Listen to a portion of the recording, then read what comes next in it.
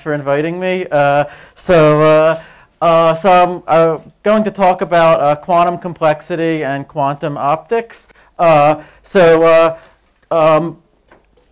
Incidentally, I did give a version of this course a couple weeks ago in Rio de Janeiro, and Ernesto Galvão was kind enough to make detailed notes, which you can find at this URL. So, if you want to skip my lectures and go tour the old city, you can find the notes here. So, okay, so just a brief plan for what I'd like to do.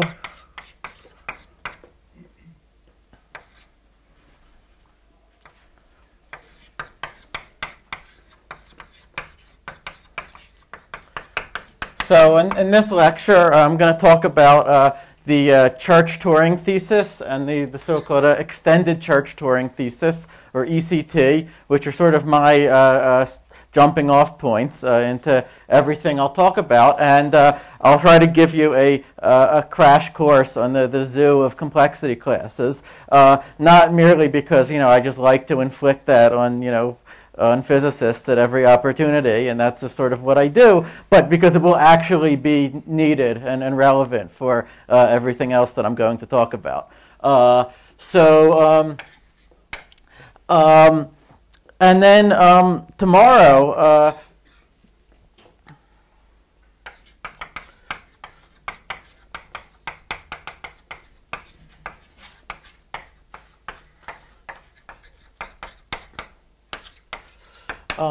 I want to zoom in on a particular model of computation, which is the model of linear optical quantum computation. Okay, so I'll tell you about that, about how I think about that. I'll say a little bit about how to connect it to the way that physicists think about optics.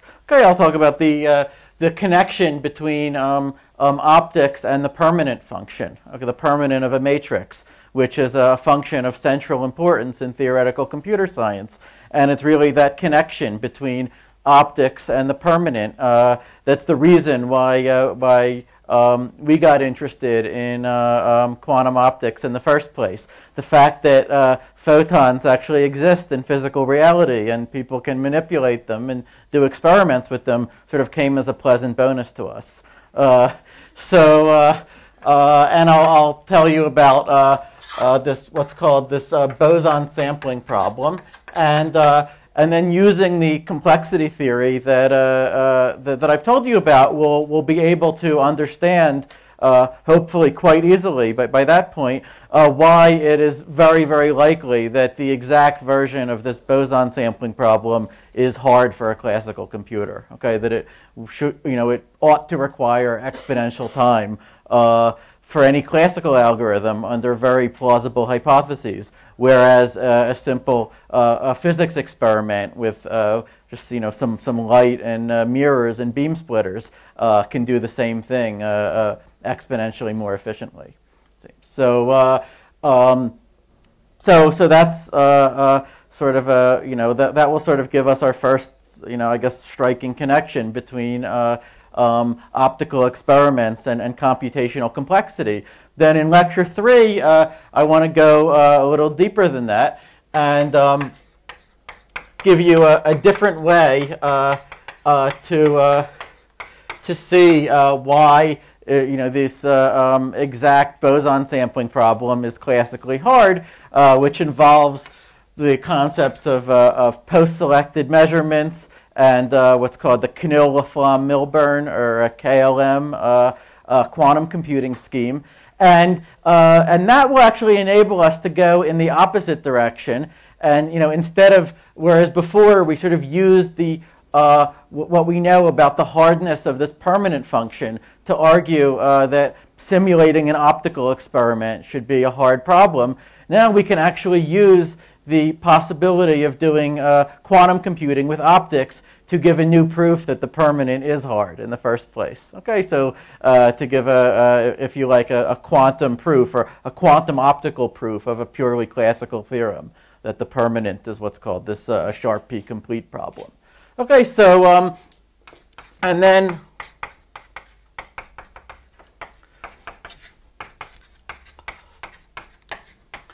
And then I want to talk about what sort of the, let me move these down. I want to talk about sort of what's really, I think, more physically relevant than this exact boson sampling problem, which is what about sort of approximately simulating an optical experiment. Okay, what if we take into account that there's noise and imperfections, and so we try to be fair and we say, look, our classical simulation of an experiment can also have noise and imperfections. And unfortunately, as soon as we do that, we'll find that the issues get much more difficult and complicated. But that's really sort of also an opportunity to to do some more interesting theory. So I'll talk about what we know about this approximate case, and then. In the last lecture, as there's time,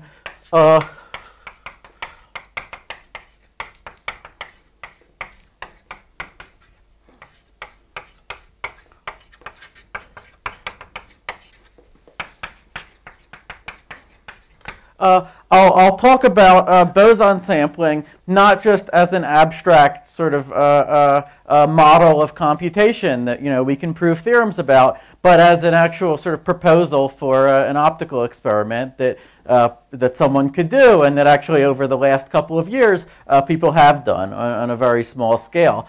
And the point of these experiments would be to try to do something, not a universal quantum computation, not a useful computation either, but just something that we have, that we're pretty sure is hard for a classical computer, okay, and thereby try to get experimental evidence actually against this extended Church-Turing thesis that says that nature is efficiently simulable with a classical Turing machine.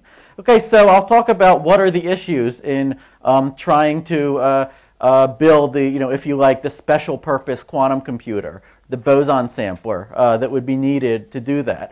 Okay, so there are huge technological issues in actually scaling this up to a reasonable number of photons. If you like, a computationally interesting number of photons. Right. So far, these experiments have been done with 3 or 4 photons.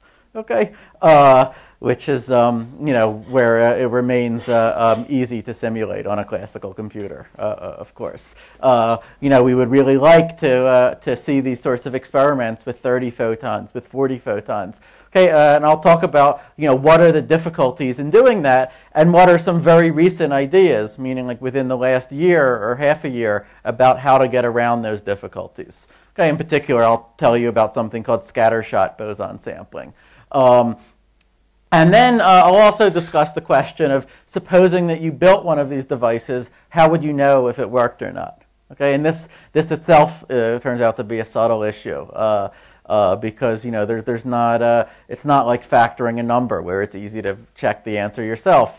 Just verifying what the device is doing might itself require a difficult quantum computation. Okay, but again, we have some ideas about how to deal with that. So I'll tell you about that. Okay, so that's so that's the plan, more or less. If history is a guide, I probably will run over and not really stick to it. But this is the aspirational plan.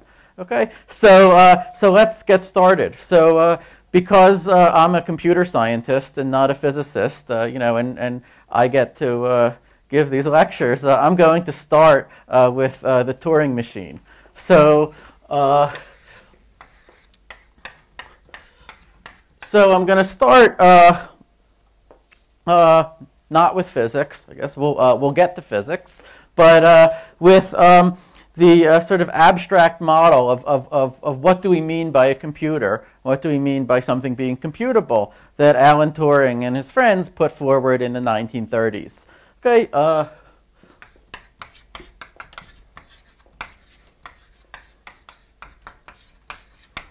And the actual details of the Turing machine are not that important for us. Okay, and the reason is this phenomenon of universality, right? That we could, turns out that we would get the same theory, basically, if instead of these Turing machines, we instead talked about Macs or PCs or iPhones or, whichever is your favorite programming language. Briefly, a Turing machine involves this infinite tape. Okay, and sometimes people, worry about the infinite part, but all it means is that we're just going to assume for now that you get as much tape as you need, right? That as much memory as you need. When you need more memory, you can have more. Okay, and later on we can take away that assumption, and the memory is divided up into some discrete cells. And each cell can have one of some finite number of symbols written in it. Like, for example, we could say either a 0 or a 1. Okay, and then the machine has this finite control. So there's this control unit which can be in one of a finite number of states. Okay, and depending on which state the machine is in, it can do a few things. It has to be able to move around on the tape. So, for example, move one square to the left or one square to the right. It has to be able to read what symbol is written on the tape, and it has to be able to overwrite the symbol with a different symbol. Okay, and it has to be able to change from one state to another state. Okay, and finally, it has to be able to stop running at some point and return an answer. Okay, which in computer science we often just, for simplicity, say the answer is either yes or no. Or as we say, it either accepts or rejects. Okay, so the way we think about it is that there is some input, meaning there's some string which is initially written on the tape, which encodes, what your the input to your general problem. For example, let's say the problem is primality. Okay, so a problem would be something like, given I'm going to give you a number written in binary, and I want you to tell me if it's prime or composite. Okay, that's a problem. Okay, any particular number, like 7, that I'll give you, that's just an instance of the general problem. Okay, so I could take a number like 7 would be 111. I could write it on the tape, and I'm imagining I have special symbols to delimit, what is the beginning and what's the end of the input. It's like these hash symbols. Okay, and the Turing machine would start, let's say, at the beginning of the input, and it would run for a while. It can read the symbols. It can write symbols, so it can use all these other squares over here for scratch space, and then at some point, it ought to accept, let's say, if and only if the number is prime. Okay, so that's basically what a Turing machine is, and they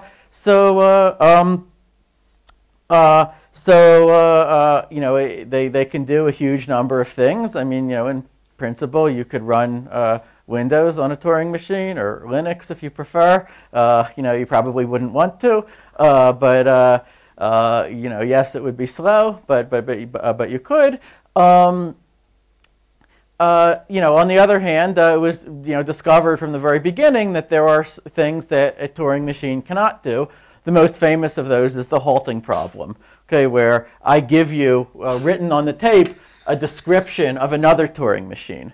Okay, so I give you, I'll write like M for description of a Turing machine M, and now the problem that I want you to solve would be, if I took this machine that I've described to you by this sequence of zeros and ones, this machine M, and I ran it on a blank input, then would it halt?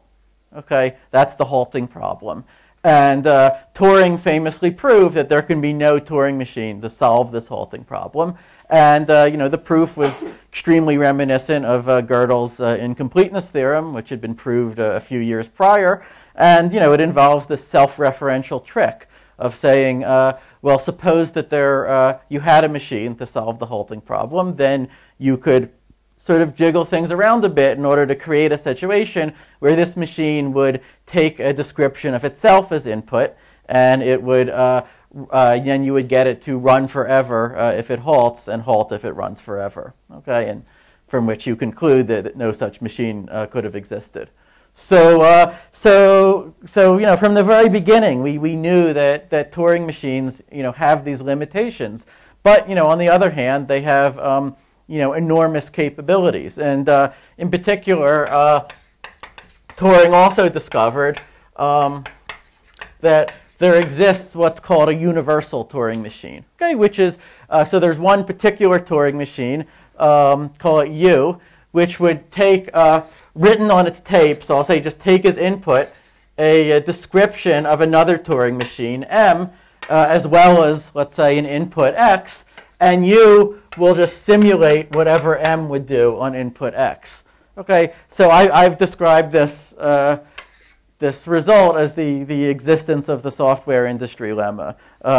So this is what's saying that you can have a single stored program computer that will actually take a program as just part of its input, part of its data, and just simulate. So you won't have to build a whole another machine. Or for each app you don't have to buy another phone. Okay, you can just have one phone and download all the apps to it. Okay, so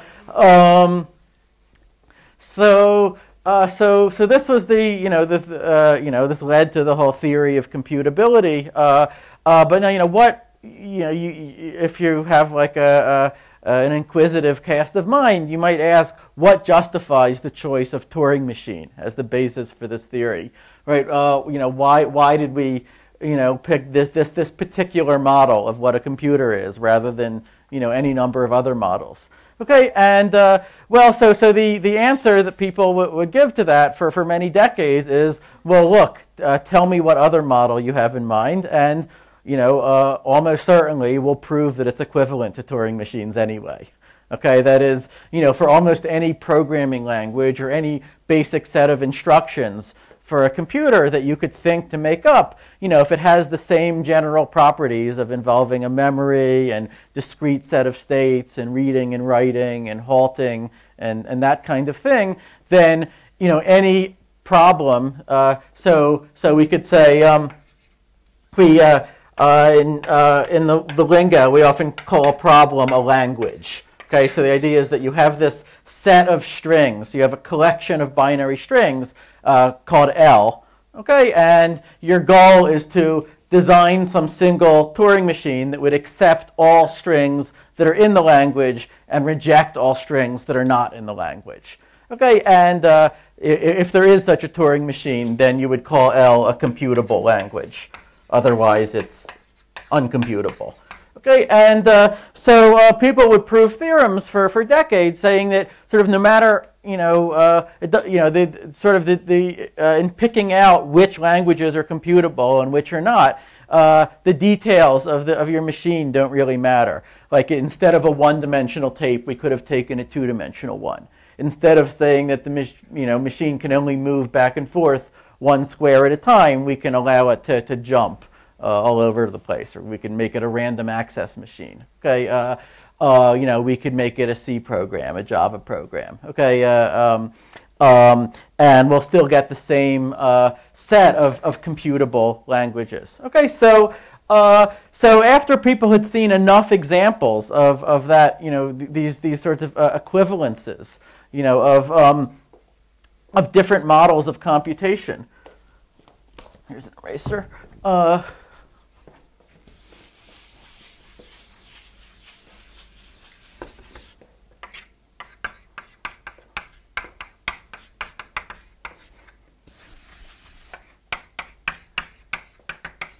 That led them to formulate the Church-Turing thesis, okay, which says that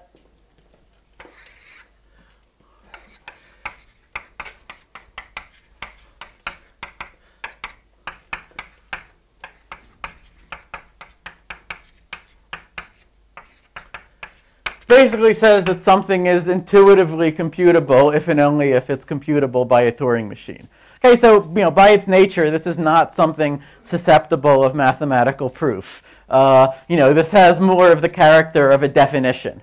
Okay, it's saying that yes, the computable by a Turing machine is what we meant all along by something being computable. So you could say that it's kind of like saying it's sort of like the thesis that the right way to define a continuous function is using epsilons and deltas. Okay, which is it may not be a priori obvious, right? If you asked let's say a child or a child young enough to have not seen calculus, let's say, to define, what does it mean for a curve to be continuous, right? And maybe they'd say, it means that you can draw it without lifting the pencil up, right? But then, one could argue that if you thought about it enough, then, you would inevitably come to the realization that yes, this strange definition in terms of epsilons and deltas, all right, that is what I was trying to say, right?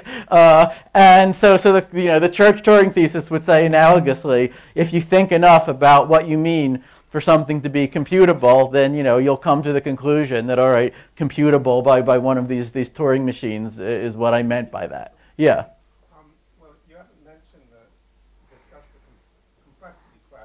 I haven't. But I'm curious, from their standpoint, which is probably before most of the complexity theory was developed, did they mean by computable any complexity class other than halting? They meant that the machine has to eventually halt. Okay, so they were not, and they realized, of course, that the amount of time until it halted could be astronomical, but they just weren't concerned about that yet. Later, people would get concerned about that, and later, very soon, in fact, will get concerned about that. Okay, so you can treat the Church-Turing thesis as a definition. Yeah. We can think about unreasonable, computational. I'm just getting to that. Yeah. Just give me. Yeah. Okay. Good. Yeah. So. Yeah, so I think that like the most interesting way, maybe for physicists to construe the Church-Turing thesis is like a slightly different version, which I'll call the physical Church-Turing thesis, and this would construe it not as a definition, but as a falsifiable empirical claim about the laws of physics.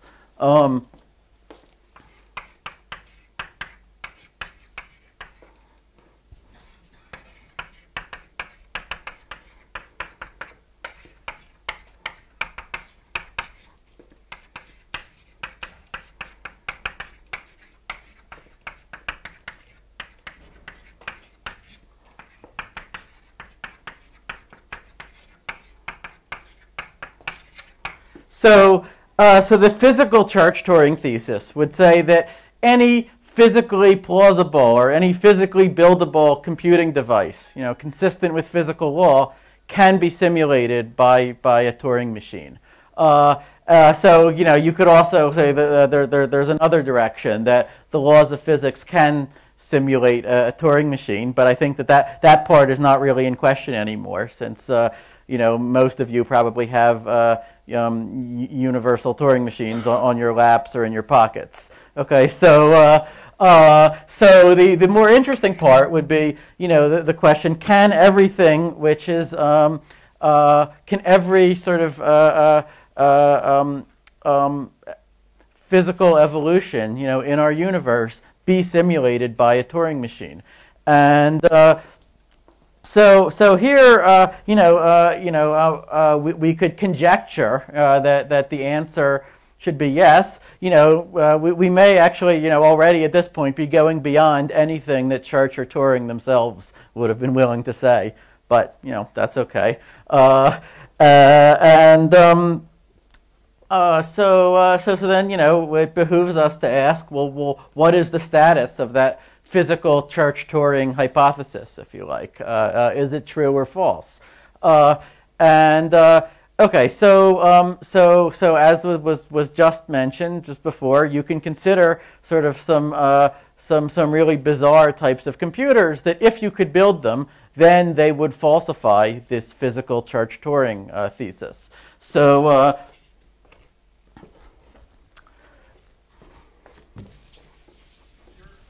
Yeah. Yeah, it's an if and only if, but what I just explained is that one of the directions I think is not really in question.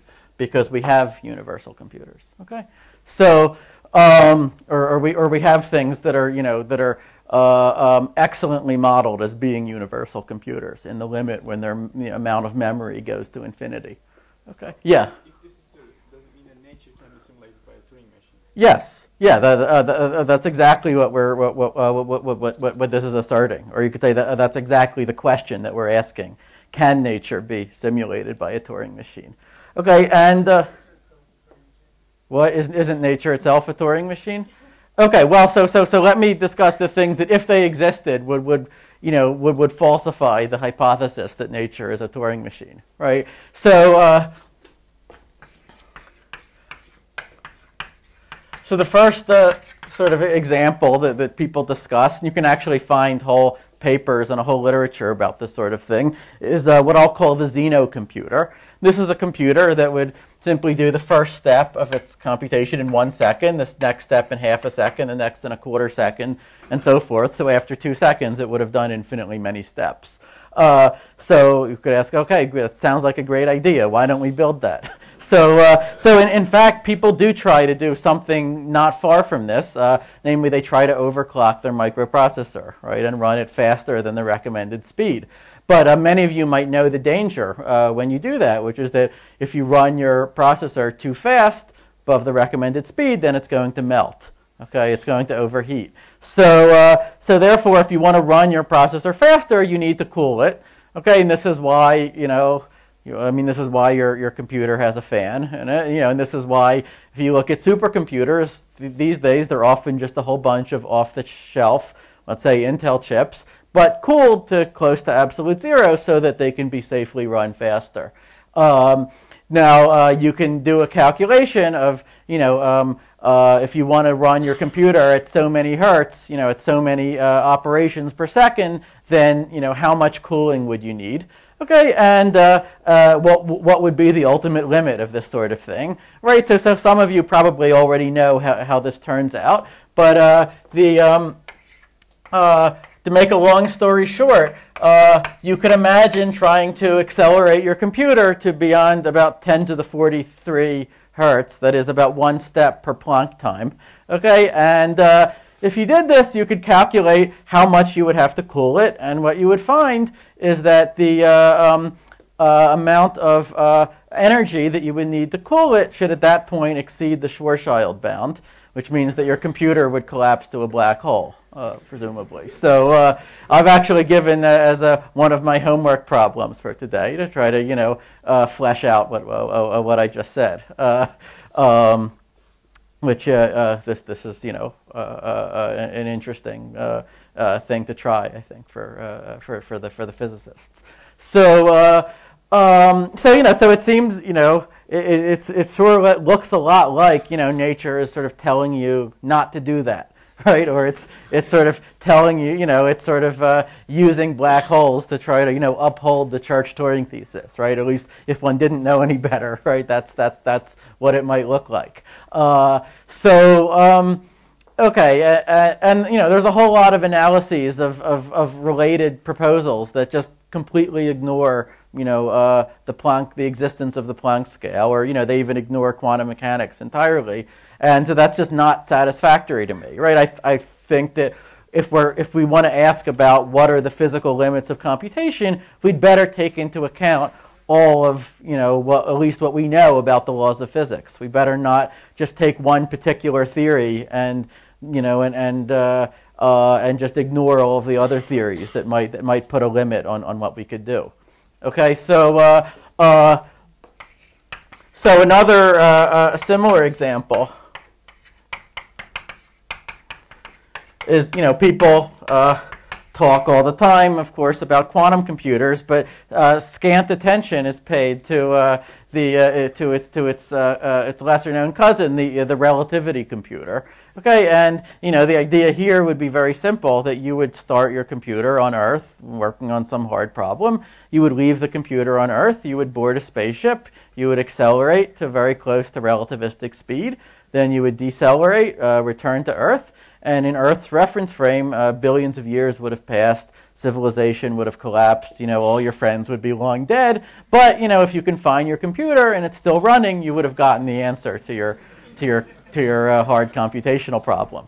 Okay, so, I think that it's interesting to ask, okay, so, again, why not try it, right? I mean, if you're worried about your friends, just take them with you on the spaceship, right? Why doesn't this work? Now,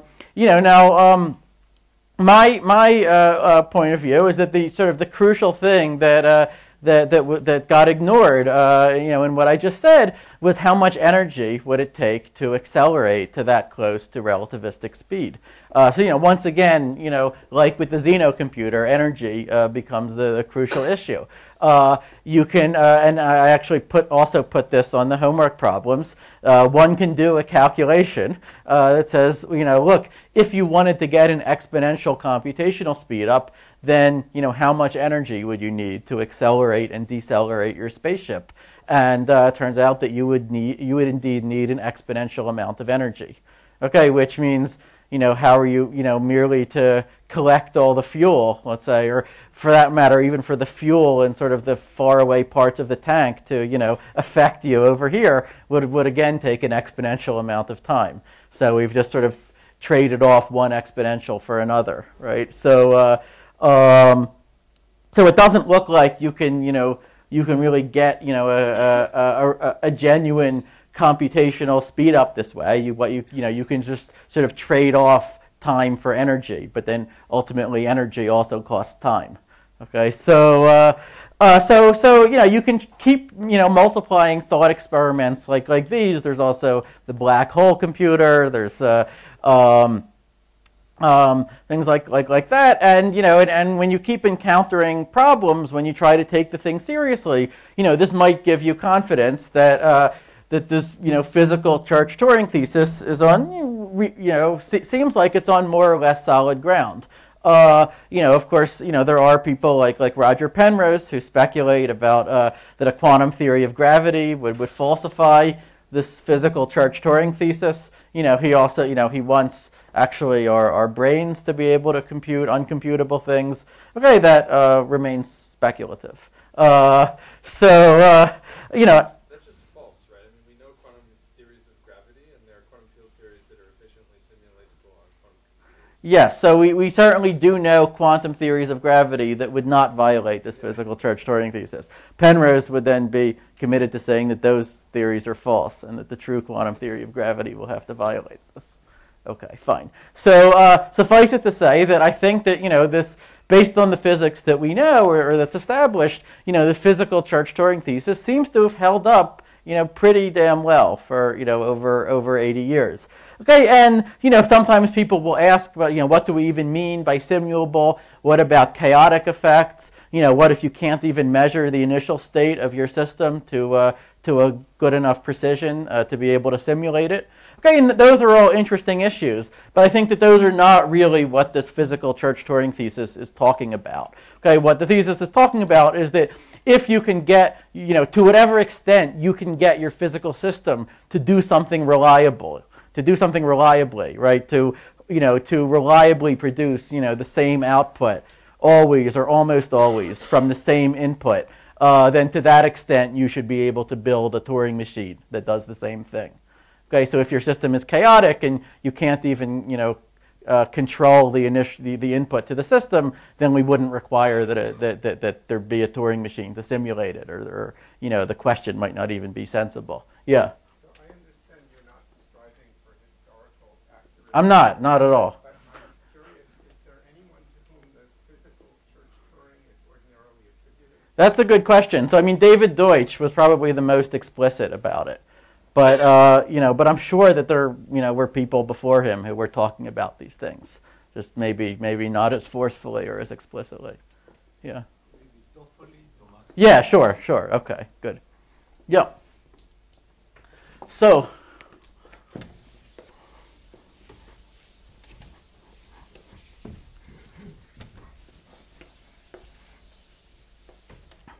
Okay, but matters become you could say, much more subtle, much more interesting when we start talking about what is efficiently computable. Okay, and so here would be a good point to say that the word efficient has a special meaning for computer scientists, and intuitively what we mean is that we would not merely we're not merely interested in whether there's a Turing machine that solves our problem. We were interested in whether it can halt before the whole universe is degenerated into black holes and radiation. Okay, we're interested in whether it can actually halt and give us an answer in a reasonable amount of time, or also using a reasonable amount of memory, of energy, with using resources that are not going to just blow up in our face and become completely impractical. Okay, so then the question is, how do we formalize the concept of a reasonable amount of resources? Okay, and people, that was not obvious to people, it took a decade or more for sort of I think for people to sort of coalesce around a definition, and the definition that sort of ended up being most useful for sort of building a theory around is this notion of polynomial time.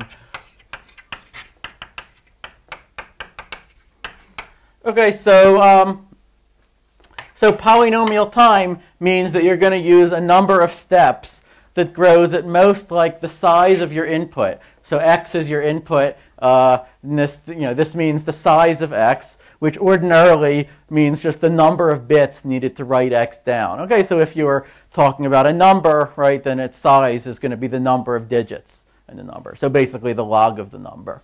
Okay, and we'll say that a program takes polynomial time if it uses a number of steps that, let's say, that grows at most like some polynomial function of this size. Okay, we often write the size n. So polynomial time then means that the machine halts in a number of steps that can be upper bounded, at least by some polynomial function of n. Okay, and we can have sort of a whole scaled down version of the theory of computability, where we ask, okay, is there given some language, is there a Turing machine that not only decides this language, meaning accepts all the strings in it, rejects all the strings not in it, but that does so in but that halts always after a polynomial number of steps. Okay, and so that gives rise to the first complexity class that I'll talk about, which is called P for polynomial time.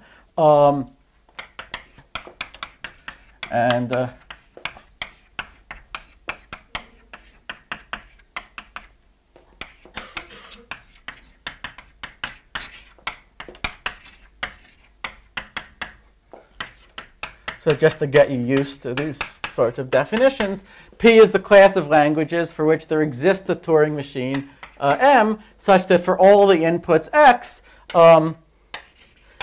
M halts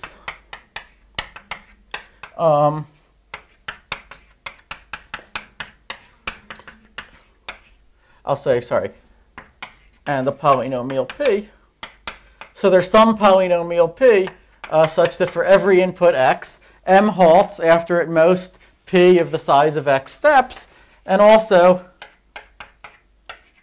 M accepts if and only if x is in the language. Okay, so it rejects if x is not in the language. Okay, so that's P, and that's sort of our first guess as to sort of a definition, a mathematical definition of what is the class of all the problems that are feasibly solvable by computers. Okay, later on we're going to make a couple more attempts at defining that class of problems, including quantum polynomial time. Okay, but this is sort of our first guess. Okay, and a few points to make. We're just for simplicity, we're talking about languages, which means sort of problems with yes or no answers. Okay, but later on, in fact, we will want to generalize that. We will want to talk about problems where the answer is a string with many bits in it, and there might be many different right answers. Okay, or the answer, the desired answer might be a sample from a probability distribution or something like that. Okay, so we can, we can do all of that. Was there a question? Yeah. Oh yeah, good. Sorry, thanks. So the star just means that you can have any number of zeros and ones here. Okay, so x can be a string of zeros and ones of any finite length that you like. It can't be infinite. Okay. Okay. So thanks. So okay. So no sooner is this definition put forward than people will raise quibbles against it, and they'll say, for example, okay, well, what if you had an algorithm that took n to the 10,000th time, right? That's formally a polynomial, but for n greater than 1, that's completely hopeless, right? That's not efficient at all. Conversely, what if you had an algorithm that took 1.000001 to the n time, right? That's formally an exponential, but for any n's that we would encounter in real life, that's fine. Okay, so the short answer to these things is really we're making an empirical claim, right? We're claiming that in practice situations like these sort of occur rarely enough that taking polynomial time as our criterion for efficiency is going to be useful. It's going to be a useful thing to do, right? And it's really I can't get the argument to justify that would really sort of take would require like looking at hundreds of examples. Okay, but what people discovered is that if there's a polynomial time algorithm, sometimes even the first algorithm that's discovered will be n to the 6, n to the 7, which is really not very practical. But usually, once you know that at least your problem has some polynomial time algorithm, you can then think about it more. And you can say, okay, I can actually make that an n to the 5th algorithm. And then maybe the next year someone will make it n to the 4th. And the next year n cubed. Okay, this is exactly what happened with linear programming, for example, with other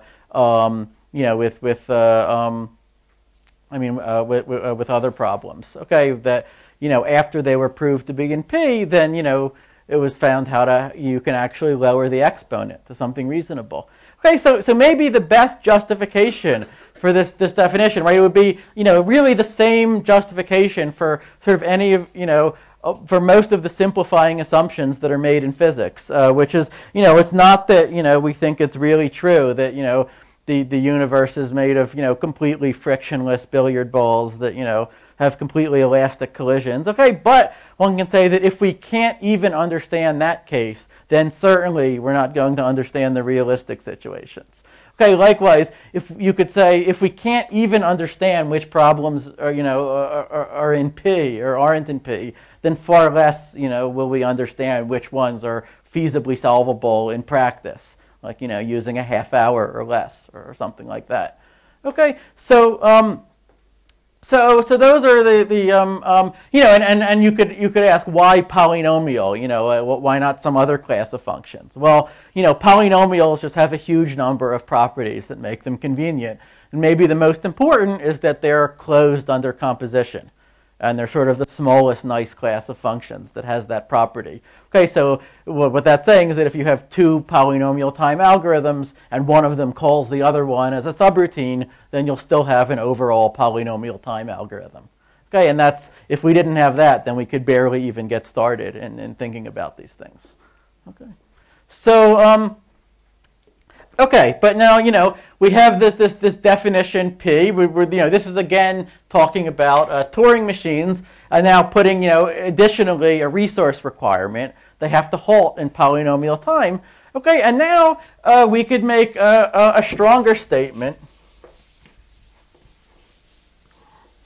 than the Church-Turing thesis.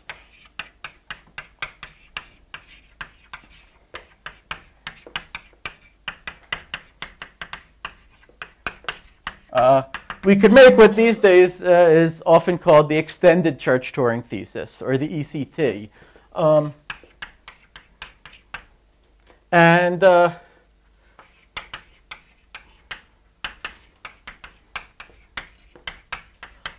And again, there's sort of both a definitional version of this and a physical version. The definitional version would just say, look, what we meant all along by something being feasibly computable was that it was in P. It was in this class P. Okay, it had a polynomial time Turing machine that solves it.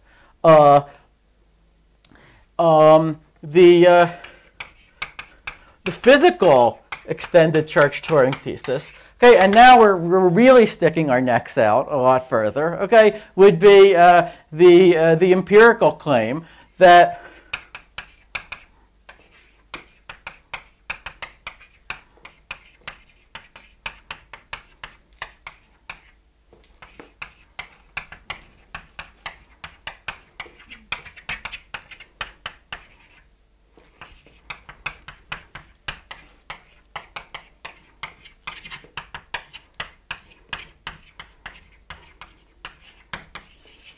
this would say that any physically buildable computer at all can be simulated by a Turing machine, so by this particular mathematical idealization of a computer, moreover with polynomial overhead, meaning that the Turing machine will only use an amount of time, an amount of memory, and so forth that, okay, maybe is quadratically greater, maybe even cubically greater than the resources that are used by your physical device, but it won't be exponentially greater. Yes? Does this mean is this an assertion about physical reality? Yes. That it's polynomial in nature? Yes. This is an assertion about physical reality, that anything that you could physically build would be simulable by a Turing machine with polynomial overhead. Because you just said that a lot of what you described is heuristics, and then it jumps to definitions of reality. No, I'm not defining reality. I'm being totally upfront that this is a falsifiable empirical claim. Okay, let me just repeat that. So, in fact, in this case, I believe it's probably a false empirical claim.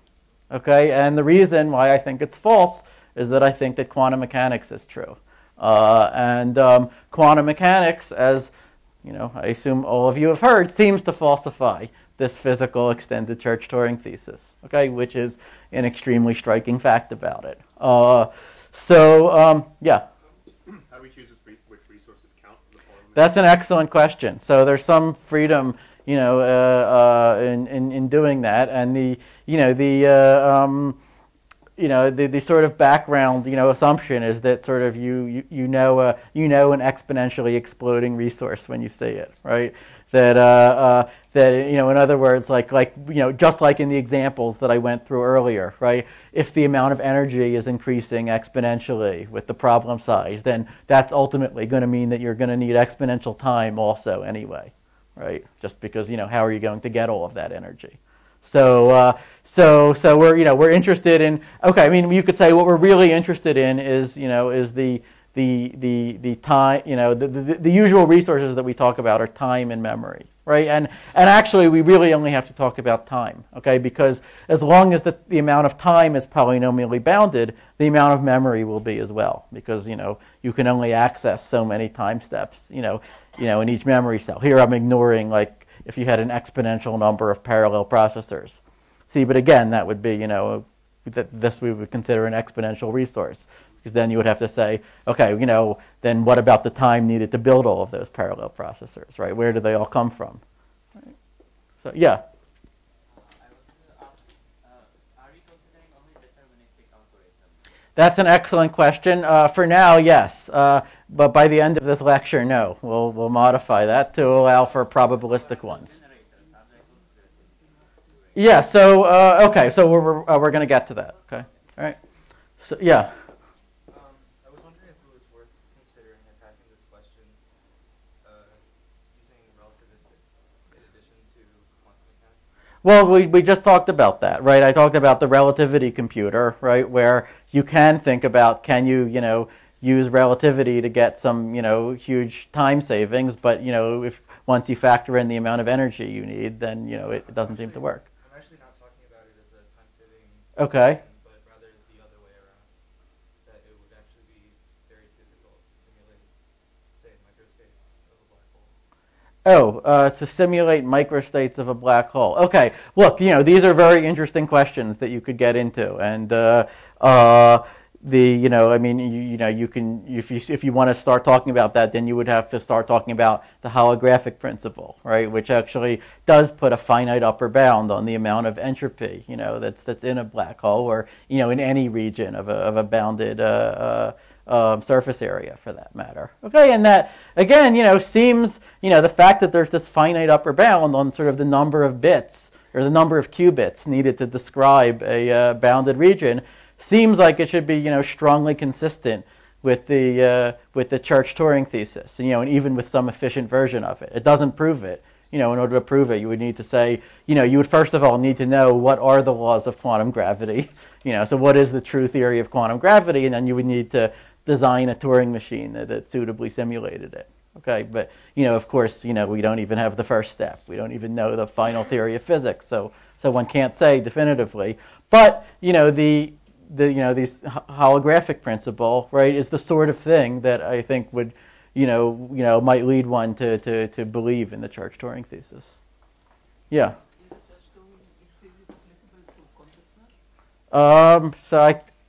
Can I call that outside the scope of this talk? So, all right, maybe.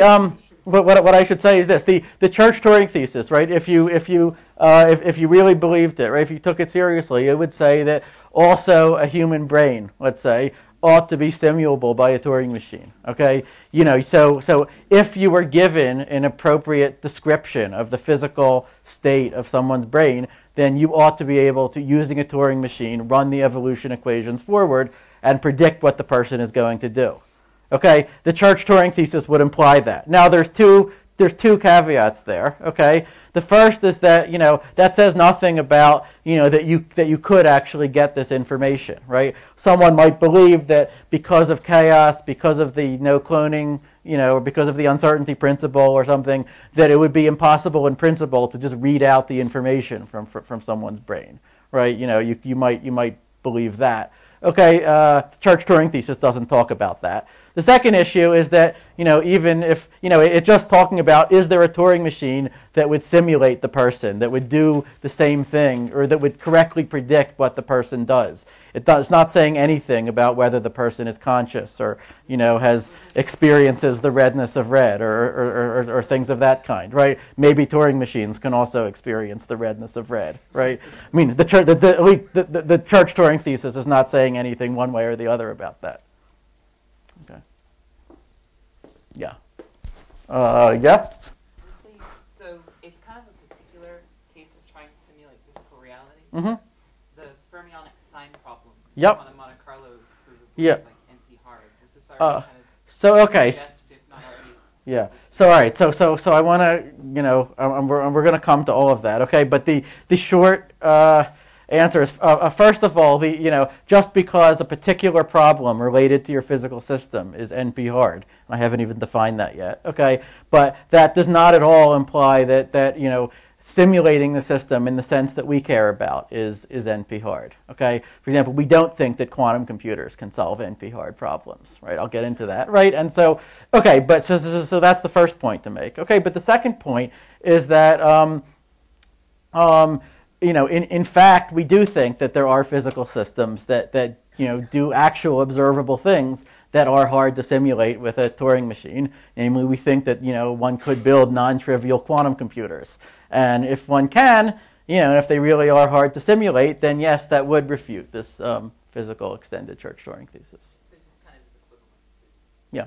process ability. Yeah. Well, so I mean. Look, the physical ECT is not saying anything, itself about quantum mechanics, right? So, you could imagine a classical theory that would also falsify it, okay? And in fact, people have speculated about such things, right? People have speculated, what about protein folding? Doesn't that sort of instantaneously solve an NP hard problem, right? Or what about, even just soap bubbles, right? Just, when they get into their minimum energy state. Isn't that doing something NP hard? So actually, it was that question that led into, I think, the only foray into experimental physics in my life. When someone was claiming that soap bubbles can just solve NP complete problems instantaneously. You could just take like 2 glass plates with pegs between them, and just dip it into soapy water, and the soap bubbles would just find, the minimum, surface area connecting all these pegs. And, this is known to be an NP-hard problem in general. So, so it looks like a tub of soapy water, refutes the the physical ECT and, does what, our best computers cannot. Okay, so, to me it seems sort of obvious that, well, this, we should not jump to conclusions here because, any of these physical systems, whether it's proteins or soap films or whatever, they can also get stuck in metastable states, right? They can get stuck in local optima. There's no principle of physics that says that, every system has to reach its lowest state of potential energy. If there was, then we would never see a rock, in a crevice on a mountainside. It would have to roll up first and then down. Okay, but people were disputing this, so I actually went to a hardware store and I built this thing, and John can vouch for this. I used to take it around to talks until it broke. It was very hard to get it through airport security, by the way, but I would demonstrate that okay, yes, with 3 or 4 pegs, usually you do find the minimum energy configuration very quickly, and it's very cool to try. With 5 or 6 pegs, you start getting things that sort of provably cannot be minimal. For example, because they have intermediate cycles of bubbles in them. I didn't try every possible brand of soap, but or every possible, but I think that, I got some circumstantial evidence that, that soap films are not solving these NP-hard problems, which I'll come to, as if by magic. I would say the same thing about proteins, right? That, proteins have undergone very strong selection pressure to actually not have their folding be an intractable problem, right? But if you engineered a protein so that its minimum energy configuration encoded a proof of the Riemann hypothesis, let's say, which, in fact could be done, but I would see no reason at all to expect that protein to actually reach its lowest energy state. I would expect it to get stuck, at a metastable state. Okay, so again, the high level point here is that you can make up all sorts of examples of physical systems where, if you just sort of look at one particular idealization of the system, one particular way to formalize it, it looks like, the physical ECT is being violated. Okay, it looks like some problem outside of P is being solved. Okay, but you have to always take into account everything we know about physics. You have to ask, okay, yes, the equilibrium state, if you could reach it, would solve a problem that's not in P, but will the system actually reach its equilibrium state in a reasonable amount of time if we're in this situation? Or, will it take exponential time to get there? Okay, so the bottom line is that, I've written a whole survey article about all these different proposals. I think that actually the physical ECT would have been, on very solid ground, on quite solid ground, actually, if it hadn't been for quantum mechanics. Okay, quantum mechanics is the only thing in physics that I know about which seems sort of, to be, of a requisite level of strangeness, or to actually challenge this thesis. Okay, so but this thesis will sort of gives us a starting point for developing a theory of computation. So let me tell you in my remaining 15 minutes or so, let me just tell you about some of the other classes of problems, that we care about a lot in computer science, and then we'll be in a position to say, where does quantum mechanics fit into that classification, and what does it change, and what does it not change?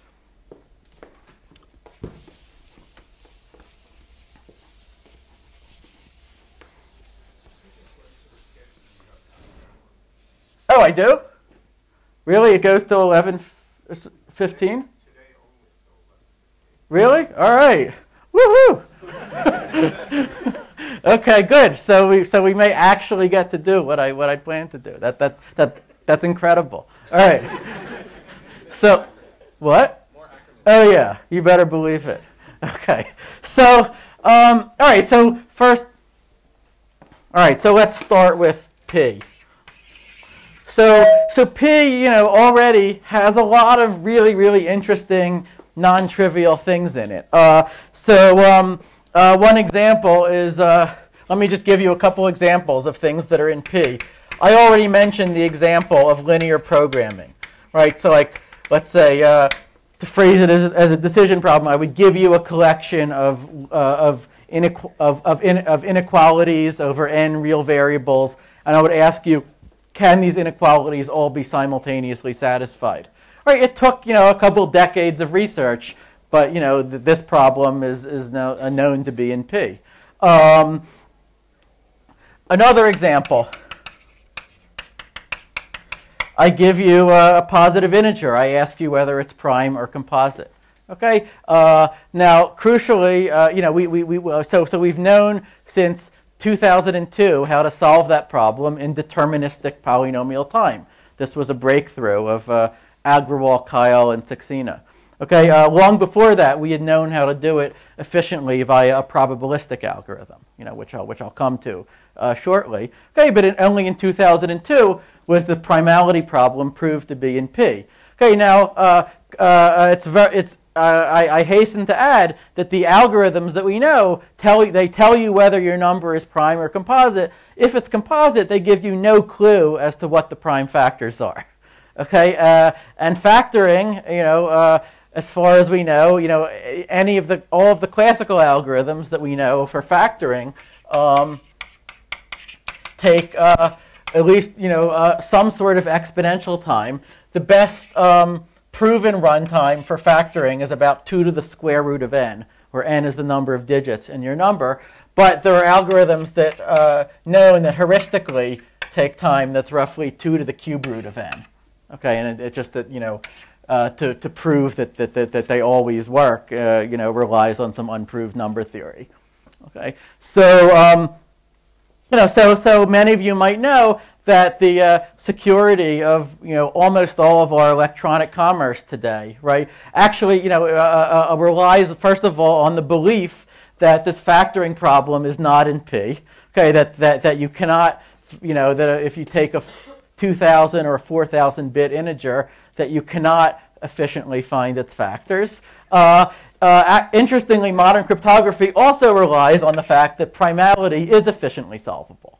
Okay, because in order to generate the keys that are used in like when you order something online, when you use SSL, when you use Kerberos, and it says wait a while, wait a few seconds, we're going to generate a key for you. Right, what it needs to do is find some large random prime numbers to use as for the private keys in your crypto system, and to find the primes, you need fast primality algorithms. Okay, so this fact that this strange fact that primality testing seems to be in P, whereas factoring seems not to be. Both of those facts are sort of cornerstones of modern cryptography, right? Which which is amazing, but which should also make us a little bit nervous.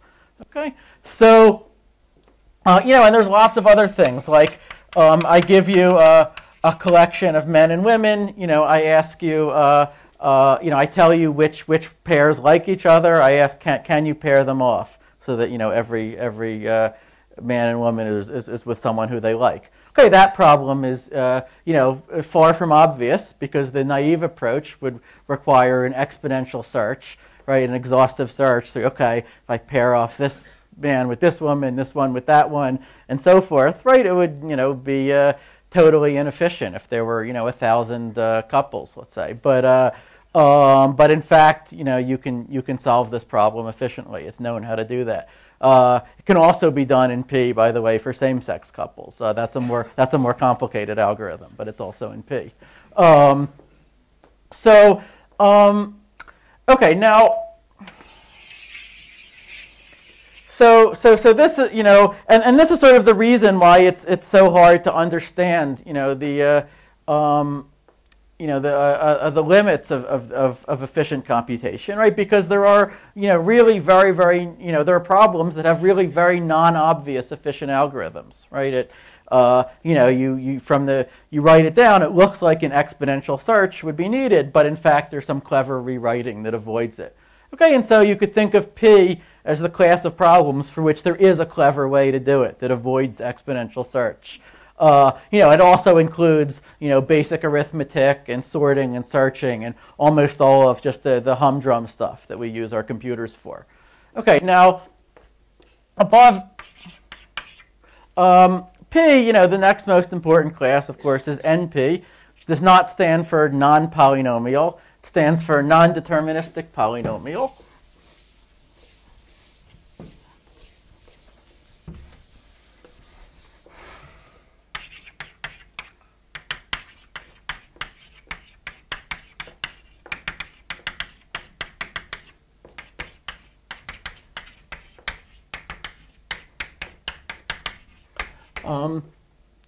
I like to say that, if we were physicists, we would have given these things much sexier names, like, quark, firewall, black hole. We're stuck with P and NP and P-space and so forth. Okay, but, I'll try to make it. What?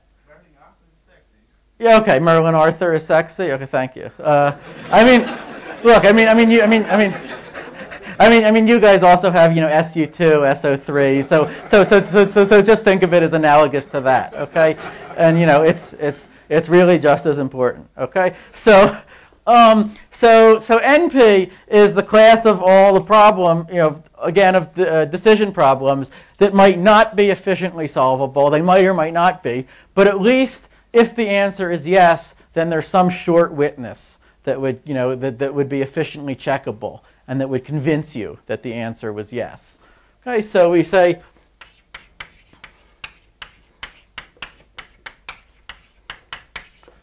NP is the class of languages for which there exists, I'll just say, a polynomial time Turing machine, one that always halts in polynomial number of steps. Let's say, and a polynomial P, such that for all inputs x, if x is in the language, then there exists what we'll call a witness string W of size at most p of the length of x. So a witness string of polynomial size, right? So it might be the size of the input. It might be linear or quadratic or something like that in the size of the input, but it's not exponentially larger. Such that M accepts when given x and w as inputs. Okay? Whereas if x is not in the language, then for every w, M has to reject given x and w as inputs. Okay, so these two requirements are what the logicians would know as completeness and soundness conditions, right? Completeness says that every true statement must be provable, and soundness says that only true everything that is provable must be true. Only true statements are provable.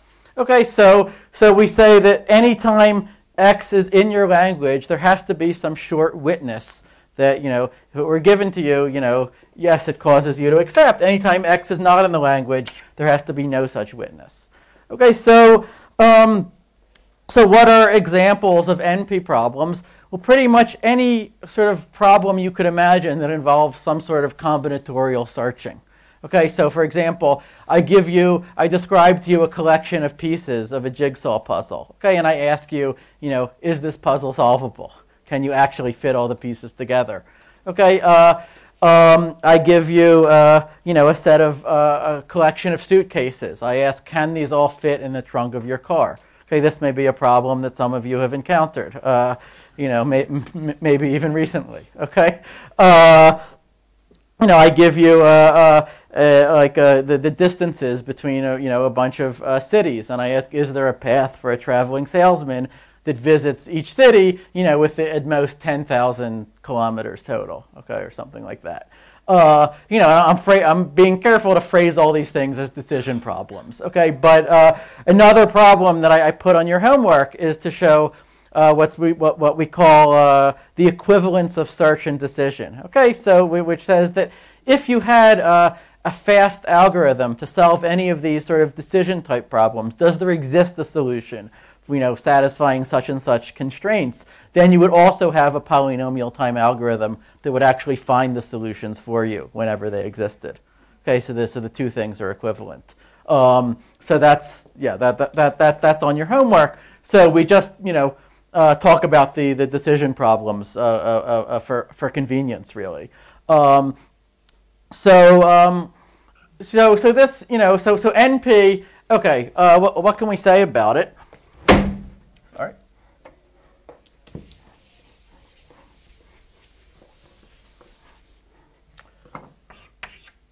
Okay, well, certainly NP contains P. Why is that? Well, you could always just ignore W. Okay, you could always just say, I'm just going to solve the problem myself. I don't, go away W. I don't need your help. Okay, that would give you P. Why is it called non-deterministic? Oh, that's an excellent question for historical reasons. Because, a slightly longer answer, because you could equivalently define NP in terms of what's called a non-deterministic Turing machine, which is a Turing machine that would have the hypothetical power of simply guessing the right answer, but would then have to check it after it had guessed it. Okay, I find it easier to just say it this way, but you can also talk about these so-called non-deterministic Turing machines, and those were important historically. Okay. So basically, NP is anything where you have an efficient algorithm to recognize a solution. Okay, and so factoring, is is a little bit subtle because we have to phrase it as a decision problem somehow, right? We can't say, given this number, does it have a prime factorization? Because the answer to that will be pretty trivially yes. A guy named Euclid proved that 2,300 years ago. But we could ask some question like, for example, take the prime factorization, write it out in some canonical way, like order the factors from greatest to smallest and so forth, and then is the ith bit of the prime factorization a 1? Okay, so that would be a decision problem, which is clearly sort of equivalent to factoring, right? If you can solve that, then you can just find the factorization by iterating over all the i's and vice versa. Okay, and so then that would again give you a decision problem, which is in NP. So let's say this traveling salesman problem, I'll say box packing, and almost any kind of combinatorial search problem that you could imagine.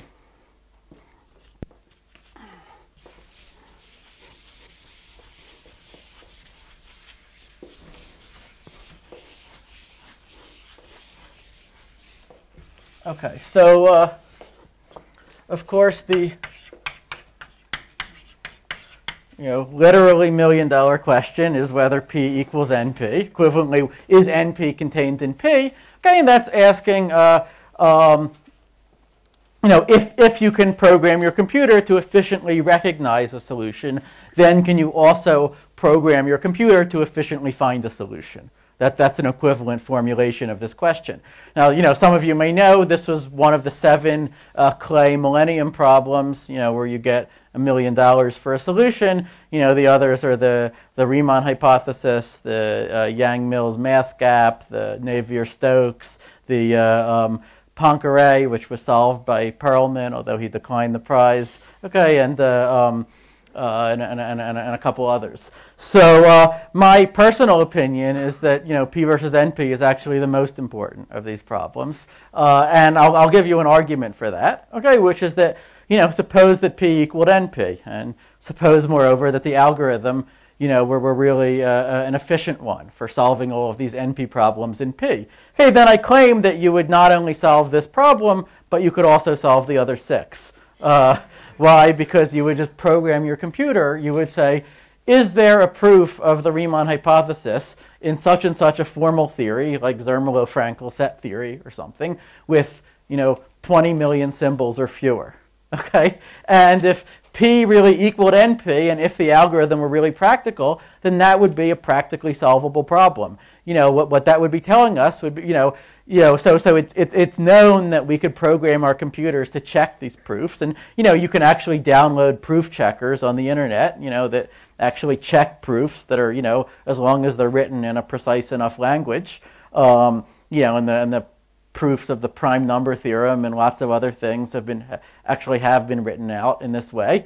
Okay, so what P equals NP would say would be, because you can program your computer to recognize a proof of the Riemann hypothesis if it were found, then you can also program your computer to find the proof if it exists, and in time not much longer than just the length of the proof.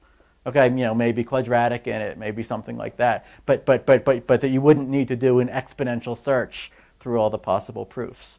Okay, so that would be, a really staggering, way for the world to be, and that's part of why many of us conjecture that P is not equal to NP. I like to say that we call this a conjecture, because we're computer scientists, or we're very close to mathematicians. If we were physicists, we would have used different words. Like, we would have called this a law. We would have called this, this is. We would have said, this is a law. We know it's true because we've subjected it to severe tests for 60 years, and we've never seen a single violation. And then if the law were someday found to be violated, then that's all the more exciting. Okay, it's because we're mathematicians that we're not allowed to say that it's a law. We have to say that it's a conjecture. And unfortunately, I think that engenders the feeling that there's much, it's just, who knows? It could, it's 50-50. It could go either way, which I think is not really the situation. Because, the point is that, there are many, okay, so let me actually get into, in order to say, part of, why so many of us believe that P is not equal to NP, I have to introduce a couple further concepts. So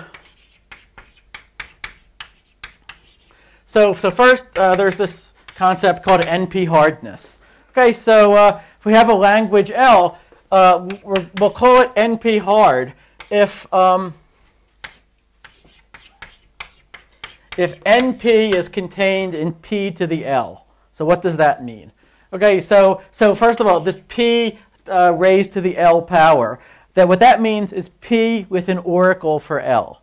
So in other words, so P to the L is going to be the class of all problems that are solvable, that would be solvable in polynomial time if you had a magical box that instantaneously told you whether any given string was or wasn't in L.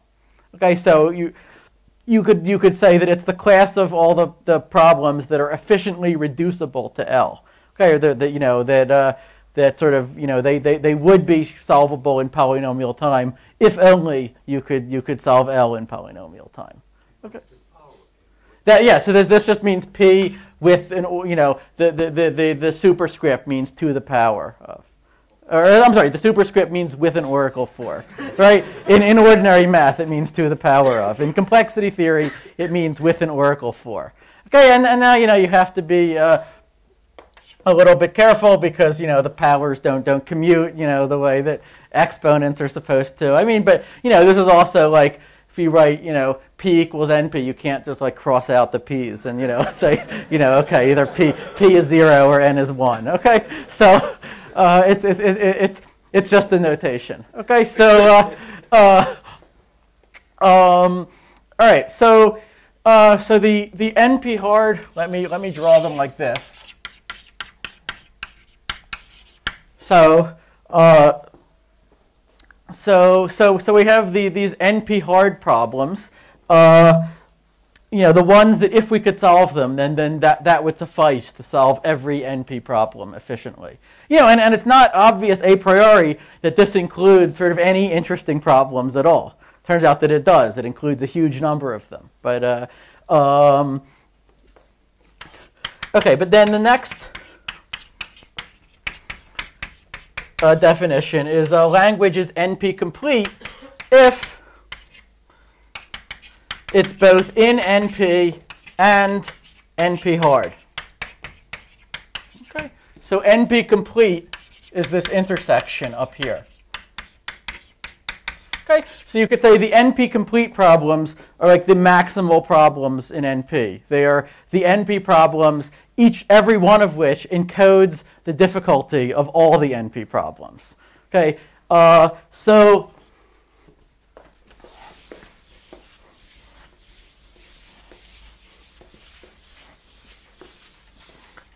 and why is this important? Well, it's not hard to see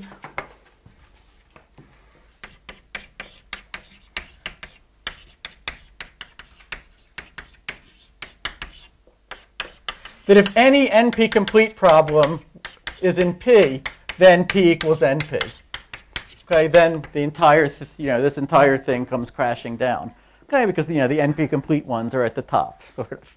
Okay, if you could solve them in P, then then this is just P to the P, and that's P. Okay, so conversely, if P is not equal to NP, then no NP complete problem is in P.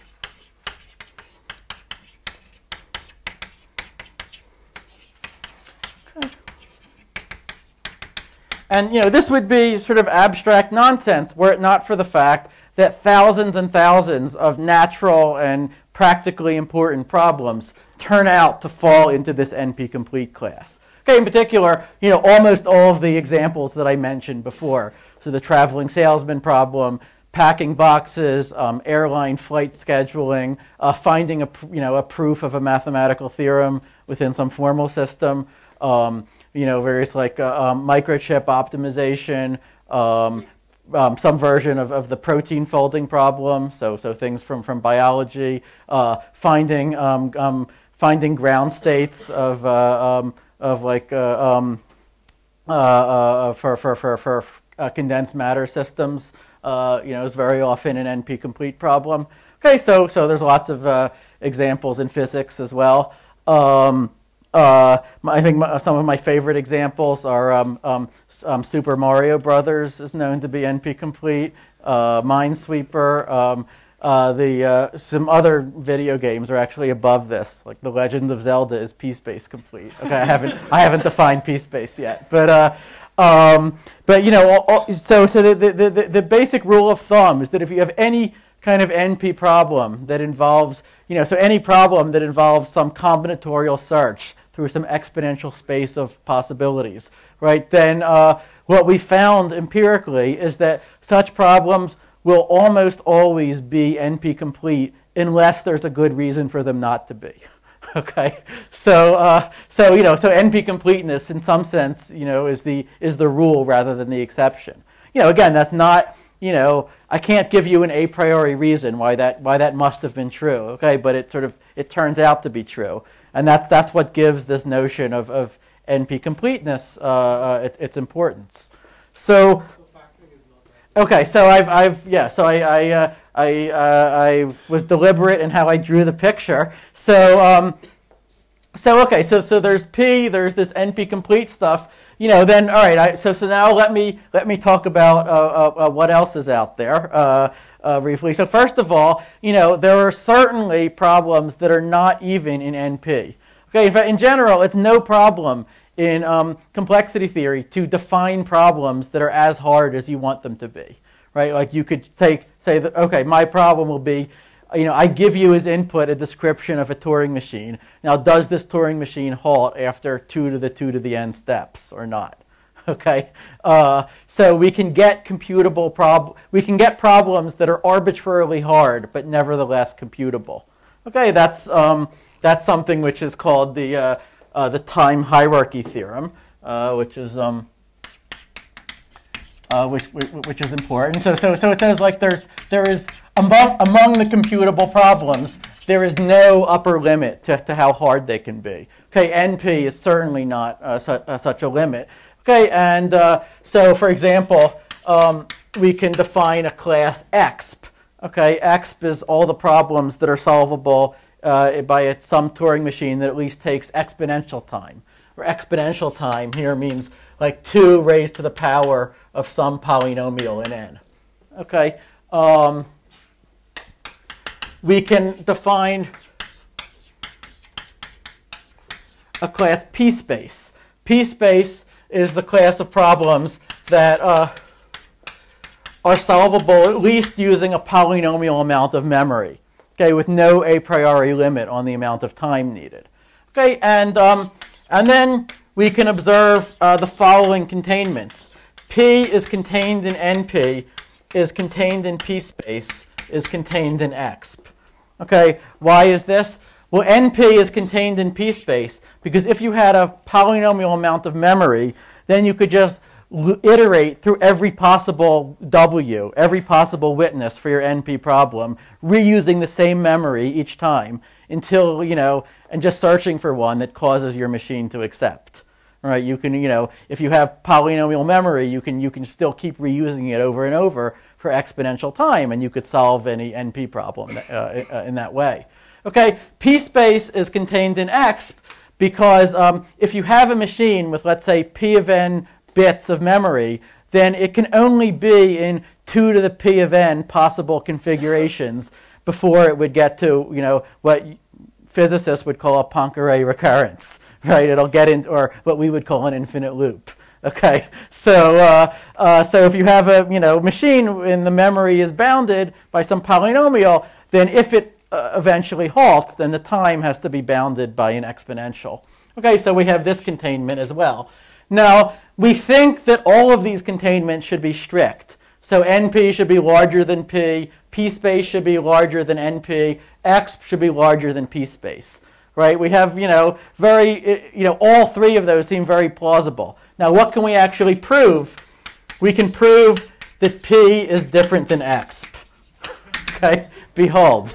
We can prove that you can do more in exponential time than you can do in polynomial time.